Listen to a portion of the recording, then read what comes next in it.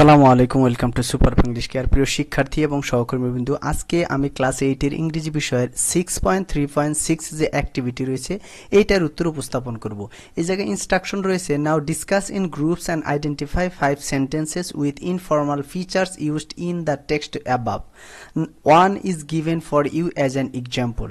বাংলা অর্থ হচ্ছে, এখন দলে আলোচনা করে উপরের টেক্সটটি থেকে ইনফর্মাল ফিচার্স ব্যবহৃত হয়েছে এমন 5টি বাক্য চিহ্নিত করো। উদাহরণ হিসাবে একটি বাক্য তোমার জন্য করে দেওয়া হলো।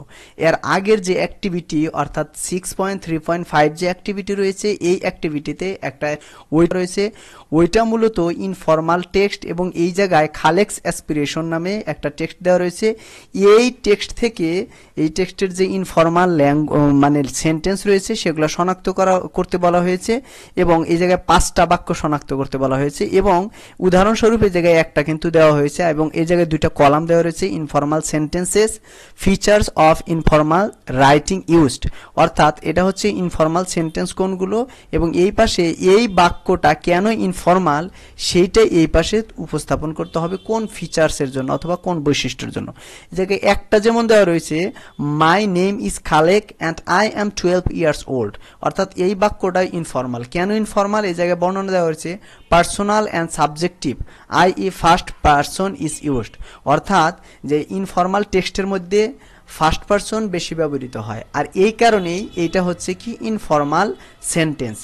এর বাকি যে 5টা বাক্য আমি আরো এর একটা যে ছকটা উপস্থাপন করব, এই জায়গায় টোটাল 7টা বাক্য তুলে ধরেছি, তার মধ্যে একটা তো দেওয়া রয়েছে, এটা সহ 7টা, তার মানে বাকি আরো 6টা শব্দ বাক্য আমরা দেখব। এই জায়গায় আমি যেটা উপস্থাপন করতেছি, এই জায়গা হচ্ছে এটা তো দেওয়া রয়েছে, এটার পড়তেছি না। এরপরে হচ্ছে নাম্বার 2 যেটা, but my MD likes me very much. অর্থাৎ আমার এমডি আমাকে বেশি পছন্দ করে অথবা ভালোবাসে। এই জায়গায় কেন এটা ইনফর্মাল? এটা হচ্ছে অ্যাব্রিভিয়েশন। অ্যাব্রিভিয়েশনটা কি? MD is used. অর্থাৎ এই জায়গায় এমডি হচ্ছে ম্যানেজিং ডিরেক্টরের সংক্ষিপ্ত রূপ আর এই কারণে এটা হচ্ছে ইনফর্মাল। নাম্বার 3 হচ্ছে, the work was too hard for me. এটাও হচ্ছে ইনফর্মাল সেন্টেন্স, কারণ হচ্ছে first person pronoun me is used.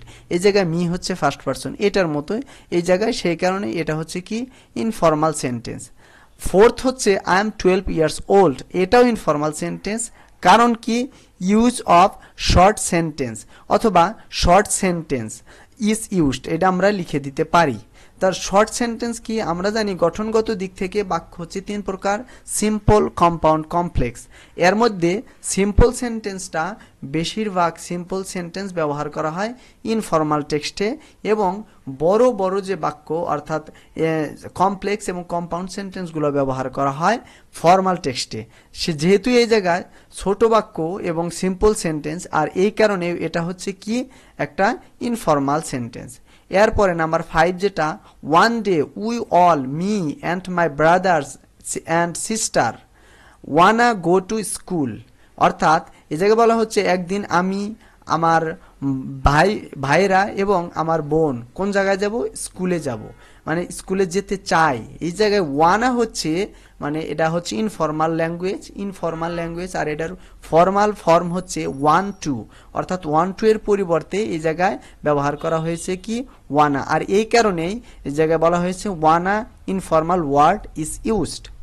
এরপরে নাম্বার 6 হচ্ছে, there is a school just opposite the restaurant I work in. এটাও ইনফর্মাল সেন্টেন্স, এর কারণ হচ্ছে formal verbs work in is used. অর্থাৎ ওয়ার্ক ইন হচ্ছে এটা হচ্ছে ফর্মাল ফ্রেজাল ভার্বস, এটা ফ্রেজাল ভার্ব হচ্ছে ওয়ার্ক ইন, মানে যে জায়গায় কাজ করে সেটার কথা বলা হয়েছে। এরপরে লাস্ট অন এবং নাম্বার 7 যেটা, সেটা হচ্ছে many children like me come to the restaurant with their parents with a view to eating food. এটা হচ্ছে একটা ফ্রেজ, বলা হচ্ছে phrase with a view to is used. তার মানে এই জায়গায় ফ্রেজটা ব্যবহার করা হয়েছে উইথ আ ভিউ টু আর এই কারণেই এটা হচ্ছে কি ইনফর্মাল সেন্টেন্স। আরেকটা বিষয় মনে রাখা দরকার যে with a view to, look forward to, with an eye to, এগুলোর পরে যে ভার্বটা থাকে ভার্বের সাথে আইনজি যুক্ত হয়। আর এই কারণে এই জায়গায় ইটিং ফুড অর্থাৎ ভার্বের সাথে আইনজি যুক্ত হয়েছে। আর এই সকল বৈশিষ্ট্যের কারণেই এই বাক্যগুলো হচ্ছে ইনফর্মাল। আর যারা স্টুডেন্ট রয়েছে তারা এই রকমভাবেই উপস্থাপন করতে পারো। আজকের মতো এখানে শেষ করব। আর আমার ভিডিওটা কেমন লাগলো অবশ্যই জানাবে।